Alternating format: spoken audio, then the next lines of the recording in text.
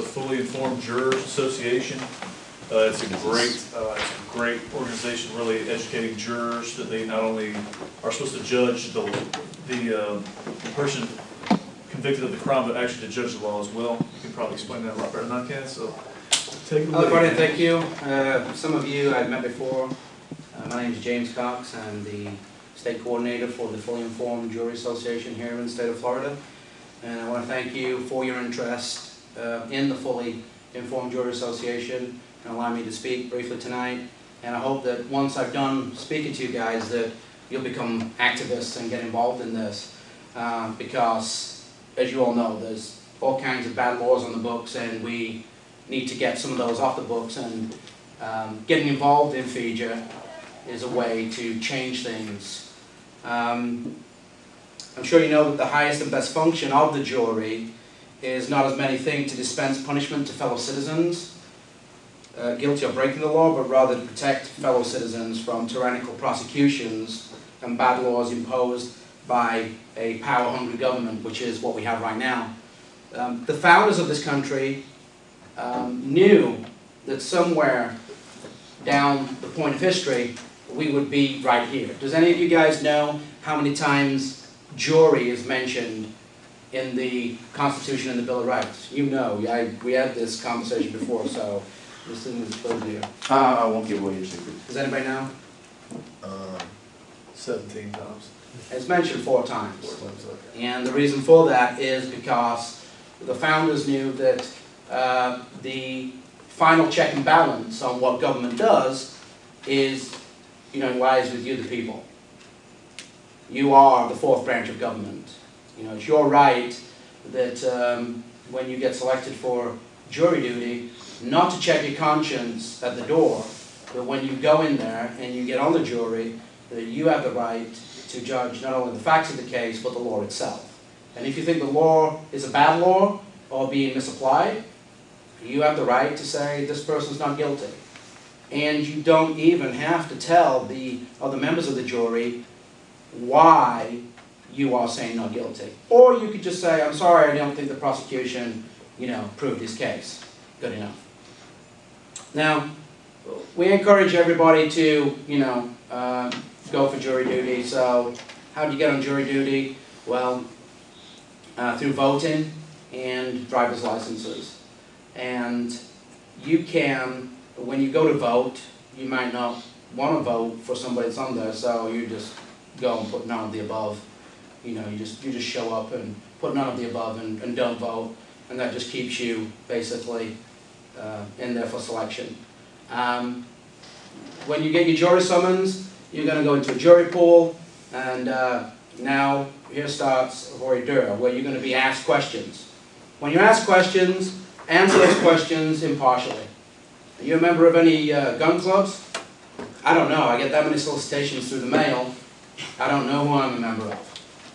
And once you're on the jury, pay attention to the facts of the case, of course, any witnesses and everything. And then once you've done that, like I say, if you think it's a bad law, if you look at the facts of the case and nobody was injured, there's no injured party, there's no victim, because if there's no victim, there's no crime, right? We're having money stolen off us, hand over fist. We're caging people for having a bit of vegetation in their pocket, and you're putting them, well, not you in particular, but people are putting them away at their own expense. I mean, you really got to think about this logically.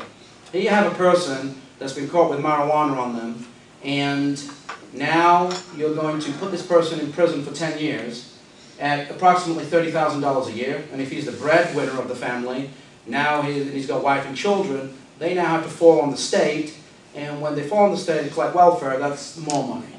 So you're not only punishing them, you're punishing yourself, because now you're having more money stolen from you in the name of what government calls taxation. So, like I say, you have a right to vote your conscience, and if you think it's a bad law, just say not guilty. Down in Orange County here at the Orlando courthouse, I think most of you are aware that Judge Belvin Perry has made an order, and that order is basically that you cannot pass out fully informed jury information in regards to your rights serving on a jury, you can't pass information out. So what has he done? He's killed the First Amendment. And this is a public forum. You know, any place where it's funded by taxes, you know, sidewalks, streets, roads, parks, public libraries, you know, it's a public forum. And these are traditional public forums where people have for years and years, you know, used freedom of speech to get a message out.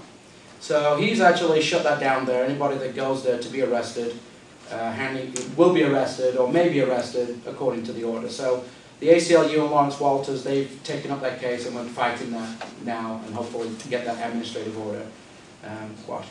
But I do hope that you all do become a part of FIJA. I've got some our new brochures. It's called Fresh Air for Justice here.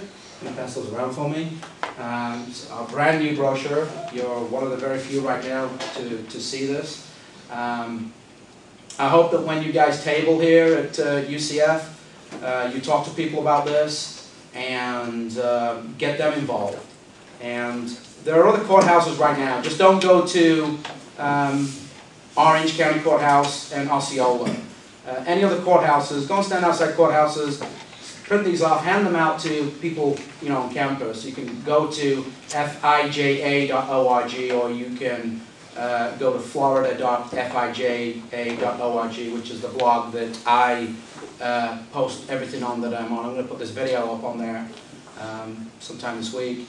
But please get involved, spread the word, let everybody that you know about this. It's a great cause, it's a great way of changing things. And why it's important is this, and I know I'm short of time here, is if enough laws, it only takes one person to hang a jury.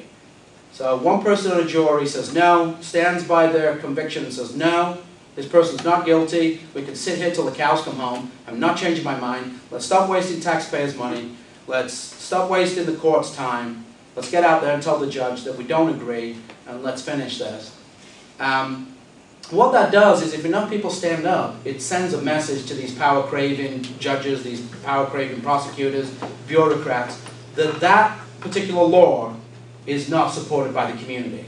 So what happens is that the prosecutors will stop bringing these people to trial because, as you know, there's a lot of people in Tallahassee and in Congress that are ex-attorneys, and they run on, yes, tough on crime.